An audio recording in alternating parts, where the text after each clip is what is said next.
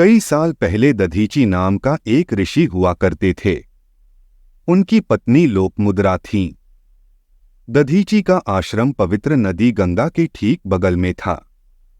लोपमुद्रा की बहन गभास्तिनी भी आश्रम में रहती थी। ऋषि दधीची की शक्तियां ऐसी थीं कि दैत्यों और दानवों ने आश्रम के अंदर पैर रखने की हिम्मत नहीं की।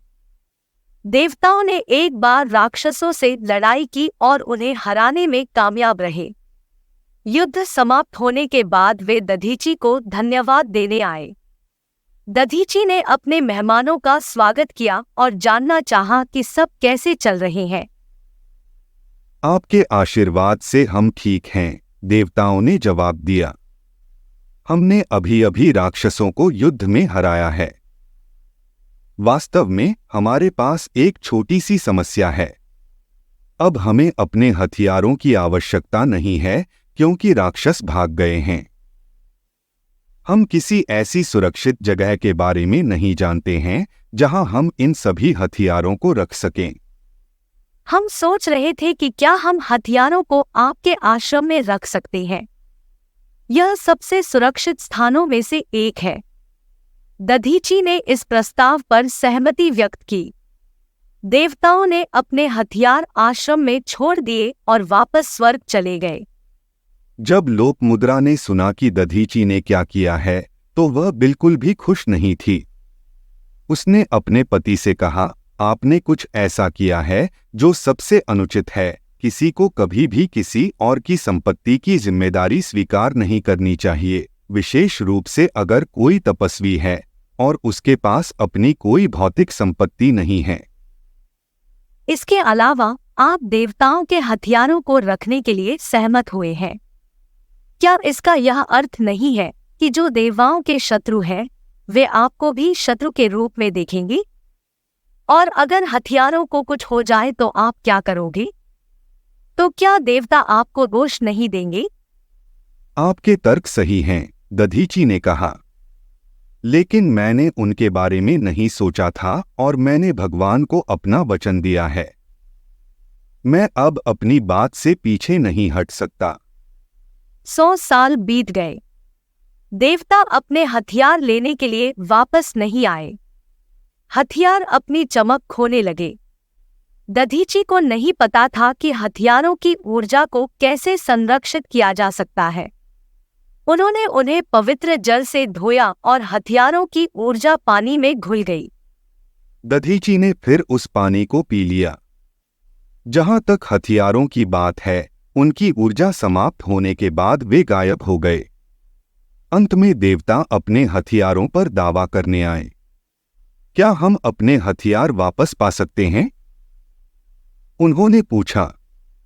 हमारे दुश्मन फिर से शक्तिशाली हो गए हैं। हमें अपने हथियारों की जरूरत है।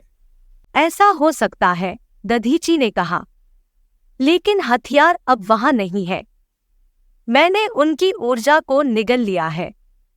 मैं आपको बताता हूं कि क्या किया जा सकता है। मैं अपने जीवन को त्यागने के लिए ध्यान, योग की शक्तियों का उपयोग करूंगा। तब मेरी हड्डियों से उत्कृष्ट हथियार बनाए जा सकते हैं। देवता अनिच्छुक थे, लेकिन कोई अन्य समाधान नहीं था। दधीची की मृत्यु हो गई और देवताओं ने विश्वकर्मा से दधीची की हड्डियों से उनके लिए हथियार बनाने का अनुरोध किया। विश्वकर्मा ने इसका अनुपालन किया और उन्होंने जो वज्र नाम का हथियार बनाया वह वास्तव में उल्लेखनीय था। इस घटना के समय लोपमुद्रा बाहर थी। वह लौटी और पाया कि उसके पति की मृत्यु हो चुकी थी। वह दुख से पीड़ित थी और खुद को आग में जलाना चाहती थी, लेकिन वह उस समय गर्भवती थी, इसलिए यह तुरंत नहीं किया जा सकता था।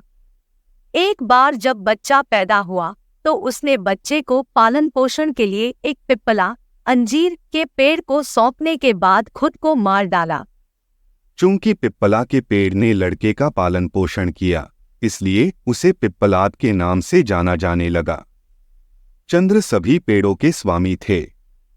पेड़ों ने चंद्र से पिप्पलाद के लिए कुछ अमृत मांगा और चंद्र ने मान लिया। अमृत ने पिप्पलाद को बहुत शक्ति दी।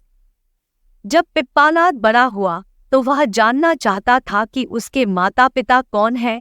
तब पेड़ों ने उसे कहानी सुनाई।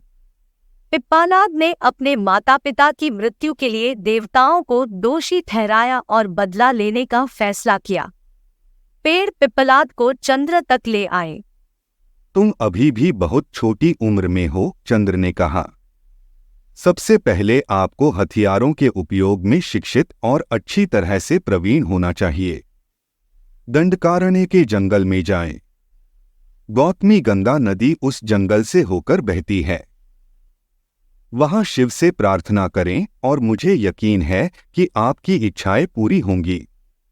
पिप्पलाद ने अपनी प्रार्थनाओं के माध्यम से शिव को प्रसन्न किया। आप कौन सा वरदान चाहते हैं? शिव ने पूछा। मुझे वरदान चाहिए कि मैं देवताओं को नष्ट कर सकूं, पिप्पलाद ने जवाब दिया।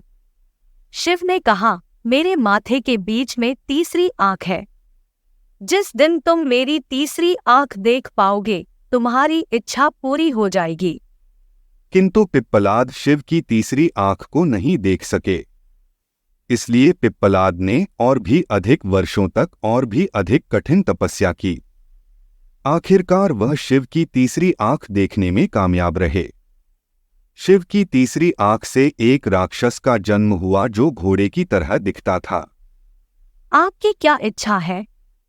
पिप्पालाद से दानव ने पूछा। मेरे दुश्मनों, देवताओं को मार डालो, यह जवाब था।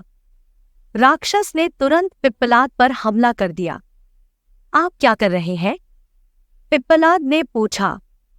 तुम मुझे मारने की कोशिश क्यों कर रहे हो? मैंने तुमसे देवताओं को मारने के लिए कहा था। लेकिन आपका शरीर देवताओं द्वारा बनाया गया है, दानव ने जवाब दिया। इसलिए मैं तुम्हें भी मार दूंगा। पिप्पलाद छुटकारे के लिए शिव के पास भागा। शिव ने पिप्पलाद के लिए जंगल के अंदर एक क्षेत्र निर्धारित किया। वहां राक्षस को प्रवेश करने की अनुमति नहीं थी।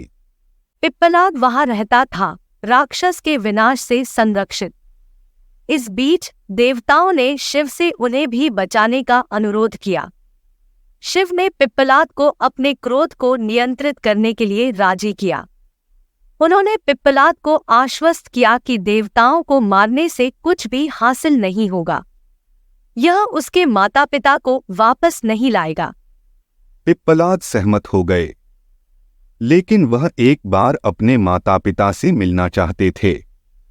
तदनुसार एक विमान स्वर्ग से उतरा जिस पर दधीची और लोकमुद्रा बैठे थे। उन्होंने पिप्पलाद को आशीर्वाद दिया और उनसे शादी करने और बच्चे पैदा करने के लिए कहा।